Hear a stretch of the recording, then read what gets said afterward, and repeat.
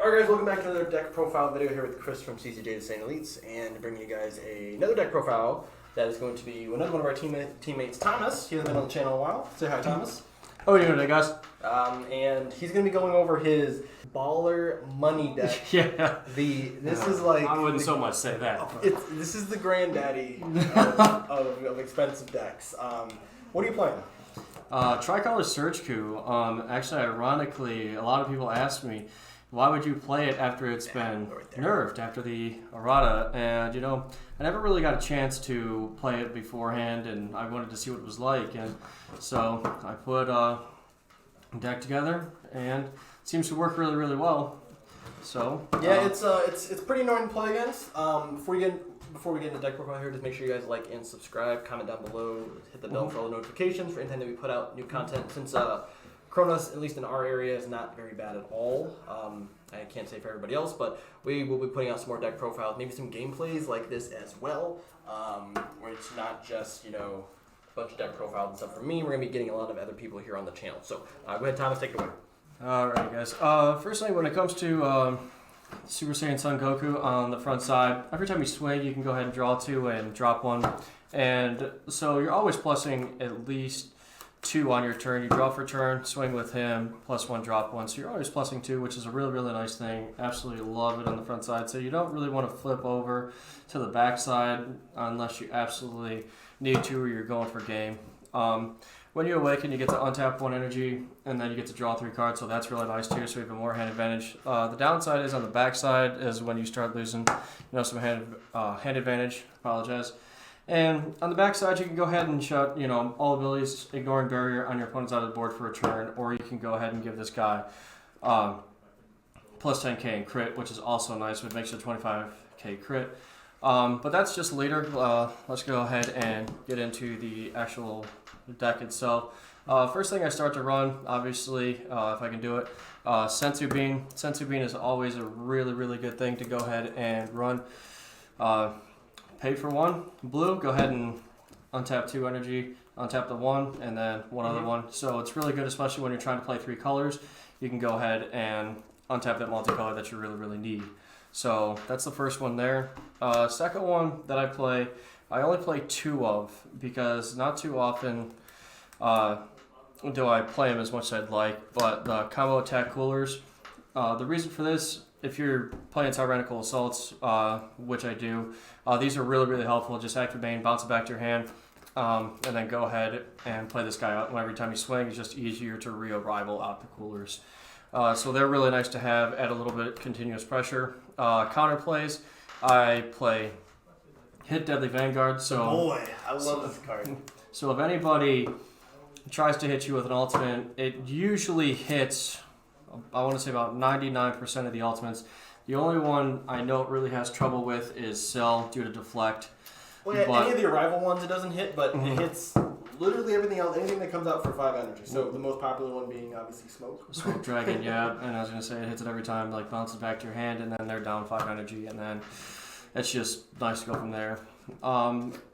So really, really good counter play. If you guys don't play it, highly recommended if you're playing blue. Next thing I play 2 the Broly Crown of Retributions. Reason for this is it's not so good early game unless you're playing, you know, somebody that's aggressive or even a control deck. 9 times out of 10 they're going to wait for you to play. So if they have 2 standing energy and your leader's red, you go ahead and play this guy out. Your opponent reveals their hand. You can take a battle card 20k or less out of their hand and place it straight at the drop area. So you can kind of, it's a little bit of an annoying card, and then you can kind of see what your opponent's trying to come up with. And you get some very interesting just knowledge of knowing what they have in their hand, and you kind of force them to have to tap 2 energy to remove it, and it's basically just, it's making sure that your opponents either, you get to look at their hand or they tap 2 energy. It's also money card. Yeah. I'm going to have some money sounds every time you play down a card. Go ahead. Next one I play is Flight of the Grand Eagle. Big reason why I play this is actually for game enders like Vegeta or Victory Strike, things of that nature. The reason I need to play this is because 45 is really hard to combo up against, especially when you're going for game, and if you're playing against something with hand destruction, even when you're playing against blue-green, like with Vegeta, it's really tough to get that combo power. So this is just a really easy way to say, all right, you know what, I'm gonna play this out, 100K, good luck. So that's just really, really nice one to play. I do play 3 of these. I don't know if I want to keep it at 3. I might drop it down to 2. But the Frieza is really, really good because if you have a bunch of double strikers in here, which we'll go over as we go throughout the deck. Yeah, don't worry. So double strikers are really good, and then it's like if somebody says no negates, you just go ahead and combo with this guy. He only gives you, for one, gives you plus 5k in crit, and everybody's like, oh yeah, sure, I'll take the 2 cards in hand or the single card in hand. But as soon as you put the that word crit on the end of it, all of a sudden they're like, I need to combo out of that because I don't want to lose cards. So really, really good card in a pinch situation. So really nice, really good. It would be better. I wish this card said, and only because it's only a 5k combo. If it said 10k combo, this card would be way better. But I mean, you have double strike cards, so it's not even. Yeah, it's just really good. And the most famous, obviously, everybody knows Topo. You gotta play. I play only 3 because a lot of times I've been running into cards, especially because my roommate plays U7, which is the. I'm sure you guys will probably see that deck on the profile here with Ronaldo. Invoker with Victory Strike. Definitely, and it's like when he plays Victory Strike, it's like, oh, you can't play negates with, I believe, battle card negates, if I'm not mistaken. And then, so I usually side these guys out for Flying Nimbus or even more, Flight of the Grand Eagle, probably one more to go ahead and give me a little bit of leeway, so that way I don't have to worry about if I get in a pinch and he rips a negate out of my hand, I can always have like 1 or probably 2 or 3 to go ahead and survive a couple of turns. So, but he is really, really good for the simple fact of if you play him out, your opponent's got to drop 2 cards every single time they do it. Really crazy. Now the start of the fun. Bardock, I run 3 of these guys because if your opponent's at... So wait, talk about what this card does first. If you have 3 energy or more, I believe, if I'm not mistaken, you can go ahead, activate main, straight from your hand, tap a card down, and he comes into play and for free. So you don't have to tap any energy down; comes straight into play. The reason that's disgusting. Go ahead. So the reason why I really like to play him is for the big reason of. You play 3 of the Bergamo, you go ahead and tap a card down, play a Bergamo, and you're tapping 3 things a turn. So you can tap their energy down, you can tap their battle cards down. So if you're trying to get rid of a card, plus Bergamo, ignores barrier.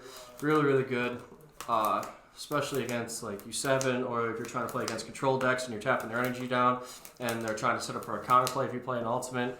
If you can trip them up with Bardock and then hit it with Bergamo, it's just really, really insane. Good combo. The next card I play also helps you with the tapping thing to try and get that Bergamo down. I do play 3 of the Great Monarch's Greatest War Cry. Money, cash. Really good card. Especially early game. If you start the game past your opponent, plays down a 1-drop unless they're ramping, and can somehow untap on their first turn, then they're going to swing with lead. You get a battle card in hand. Second turn, you just go ahead and swing. Tap 2, play out Bardock, draw 1, tap something down, and he goes to play 20k double strike, which goes into where the Frieza, if you have on turn 3, if you even play one of those guys out, tap 1, 25 double strike crit. Becomes really, really crazy. Really, really good card. Highly recommend it if your leader is yellow or play yellow. Yeah, well, just wait for it to get reprinted, guys. Because, like I said, this money. I'm actually gonna call this deck DraftBox-Ku. That's what we're gonna call this because it's just a ton of expensive cards. But he has some pretty good synergy with it. Also with this card, and he probably, I don't know if you really talked about it yet, but turn 2. This is his normal turn 2 play. And most decks can't handle being hit by a 20k double strike on turn 2. It turns this deck. This deck gives a very good meaning to the word tempo because you can just go super aggressive super quickly. Go ahead and continue with all your money cards, sir. It's very responsive too. Another good thing, if you're running into a card like Piccolo Assimilated Ability. If you're running into like the Vegeta Invoker, again, if your leader is yellow, Battle to the Death is a fantastic card. Next up to 25k, Ignoring Barrier, and then you can choose up to 3 cards in your life and go ahead and add them to your hand. So nice thing is if your opponent's sitting over there and won't let you awaken and you really need to, this is a perfect way to do it. And you have to be at 5 when you go ahead and to activate Surge-Ku's ability on the back, which makes it even crazier yet because it puts you right where you need to be. Really, really good one. Really, for a little while there. Chris is actually the one who told me about this card, and I looked into it, and I was like, yeah, I want to run that. Yeah, it makes it so that like decks like myself or another deck could probably see on this channel where I don't really like to swing at the leader. Mm-hmm. I want to make you waste resources, and then this makes it so that you can just basically self-awaken yourself and then destroy something on my board. Mm-hmm. Ignoring Barrier, it's really good. Yeah, really, really good card. Next one, I didn't know what I was gonna really put in for red yellow for like an extra early game card, and I settled on the Destroyer Angel Rares, the rats, because you just put the other ones there too, because you play this little guy down for 2, and then when you play him down for 2, it's offering, and everybody's like, offering for 2? I was like, and yeah, so either they got a crit of life or you put 2 more cards back in your hand. Really, really good one. I play the other Destroyer Angel Rares as well, which are the War Plans. They're good to even play out. So you warp a red yellow card, comes in active. The other thing that's really neat about it is if you decide to play it out, it's 1 red, 1 yellow, and you can switch one of your opponent's battle cards or energy, I believe, to rest mode, and then choose one of their battle cards and give it negative 20k. Really, really, really good card.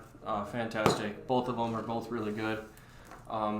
The next thing I play for red yellow in this deck is going to be Beerus No Holds Bar. The reason for Beerus, obviously, if they're swinging with the lead and that's all they're swinging with, to just try, take you down 1 card at a time or 1 life at a time. Really good. Makes it so your leader can't restand, or if they got a triple striker and let's say you got past Vegeta for the turn, the SS4, Arrival out Beerus can't restand.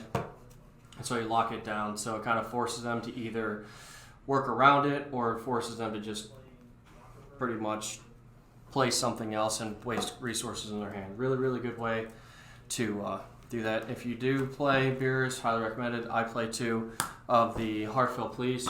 Heartfelt Pleas are really good because offering right away, and then when you awaken, he comes in for free by popping a 25k or more, and then triple strike. Just really good way to add more pressure. The super combos that I play, I actually play 4 Beerus Divine Obliterators. And the reason why I do that is because for my checklands, I play Mecha Freezer or the Energy Blights. They're really, really good. Untap one, and as soon as you untap one, you get to go ahead and start the whole exciting chain, of which Chris, I know, has on several times. This card's annoying. My favorite. I run it. I run it in my Vegito deck. It's annoying. It's so annoying that you have to kind of play it. Yeah, it's so good. If you don't run it and you're playing blue red, I question it because it's just so good. You rival it out for 1, neg 2 things, 10k, ignoring barrier, and your opponent mills a card. Really, really good. I think I would probably even go as far as say it's one of the best arrival cards in the game right now. I agree with you. I think it's probably the best. I think the second one would be like either Beerus or the Son Goku, Son Gohan one. Mm-hmm. But the fact that this is only 1 energy makes it so dumb because you're able to. I've seen you on defense just use this in like a Sensu Bean, and then he just brings out 3 of these, and it's just like okay, you went from not having any attackers to having 3 double strikes on board, and at the mill 3 cards. It's very annoying. Yeah, and it's really good, and with the double strike 20k, and then on top of it, not only does it neg something else, you play the freezer again, make it a 25 double strike crit, neg 2 things, ignoring barrier, and they got a mill card, all for 2 energy. It's insane. Pretty annoying. Yeah. It's crazy. It's super good. If that's not annoying enough, we're gonna add a little bit more pressure with. Of course. Yeah. Yeah, full power Frieza. So if they do happen to wipe your board, like we are Universe 7, or anything like that. Bring out Frieza. I did it to another player earlier. He was playing Broly. He had 3 or 4 cards out on board. I asked him if he had a response when I played Frieza. He said, no, you swing with Frieza. With 4 cards, you got to go ahead and mill 8 cards off the top of your deck, and on top you got a 30k triple striker swinging at lead. So as long as there's cards on the field, when one of your opponent's battle cards is decreased, they have to drop 2 cards, even if it gets dropped by something else. So like even, you don't run after image technique, but like even if you use after image technique, if you make that card minus power, they have to drop 2 cards. And this is generally. Do you say this is probably your turn 5 play every game, or? No, I try and keep that in hand if I can for the most part, and the reason why is because if my opponent's not really playing wide, I don't want to tap out for 5. Because there's so many ways that it could hit really back to your hand, huh? Yeah, it just goes back to my hand, or people are like, cool, go ahead and play that in the drop area, or it's a really, really good card, but I definitely, if I tap out for it, I generally try to make sure that I have some kind of answer on defense, because it's just, there's too many things that can hit it. The secret rare for this deck, I will tell you after I play one more card, and that is Fu Shrouded in Mystery. The reason you play Fu Shrouded in Mystery is because it's just good. It's Fu. It shuts everything off. It's a double striker. If you're not playing things from your drop, you just warp your drop out, and then you pay 6, play this guy out. If they're down to 2, swing 30k, and you're forcing him to combo out. And then at that point, you just have other cards that can just swing at him, and it's a nasty card. It's crazy. Really good. If it's not in the main board, it definitely should be in the sideboard. So, and then the last but not least, the secret rare for this deck is probably obvious. I have tried other secret rares like Baby Janemba. It's just very hard to get it out because it requires a red and a yellow. But with Smoke Dragon, there's no energy cost, nothing. If they don't have a response for it, you can warp their board, warp 4 cards in their hand. I believe in draw 2, or you can warp the top 7 cards. And it's absolutely insane. And it just sits there. It's just, the longer your opponent lets it sit there, the worse it gets. 9 times out of 10 when you play this guy, almost everybody just like, all right, yeah, get rid of that, or yeah, bounce that back to your hand. They don't want it on board because of what it does. It is mean, and probably, in my opinion, the best secret rare in the game. It's very versatile. Nobody wants to see it on board because of how mean it is, and you can get it out for 5. It's really, really good. So we're obviously not going to go over sideboards, but go over give us like 6 cards or just like a few cards that you want to see in your hand turn 1. So the reason why we want to do this, we just want to, with decks like these, especially decks that have so many different colors in it, and you have to be very color conscious of what you are charging, because if you charge the wrong color, it kind of screws you up a little bit. So what are some cards that you want to see in your first hand, just so everyone kind of knows if they're playing something similar, gives them some knowledge of what they should do. The ideal hand to start with for me would probably be would be charge Energy Blade on the first turn. Reason being, if they do, that card's got to come in rest mode, and there's nothing wrong with that, especially if you have a super combo in your hand. And then you just go out and super combo defensively, and they're trying to swing at you with the okay, I'm gonna crit a life, and then I'm gonna go ahead and swing at you, for 15k double, 15k crit. And then when you play the super combo, you can easily just rival out this guy, cool, knock it down 10 mil a card, and put a double striker on board.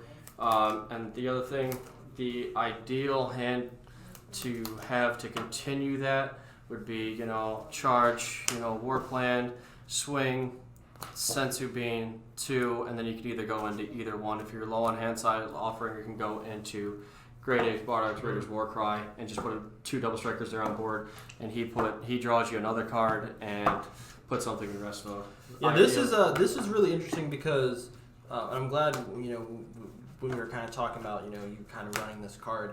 Since your leader puts a card every time you swing in the drop area, basically if you have this in your hand, you just put a red and then you put a yellow, and then you can just charge this out, and now you have an active red-yellow land. So it makes it extremely effective. Hopefully we'll see some more of this deck on this channel. Probably have some gameplays and stuff. And I'm sure this deck will change up maybe a little bit whenever set 10 comes out. What are you hoping to add from set 10 to this? I don't really have anything strictly like 100% in mind what I would like to run in it. I have a couple ideas, but there's so many different unisons I'd have to try them out. But that's definitely probably the number one thing I want to try and fit in here somewhere. The Bardock's really good. I'd like to see. I did see the Omega Shenron that I would like to add to this. So I don't know exactly what unison I would like to run. I have a lot of testing I'd like to do with it in order to see where it goes. Okay. But that's kind of where it would be at the moment. Well, this is the DraftBox-Ku deck profile here. Make sure you guys like and subscribe. Let us know what you guys think of Thomas's deck profile here, and we'll see you guys in the next video. Have a good one, guys. Thanks.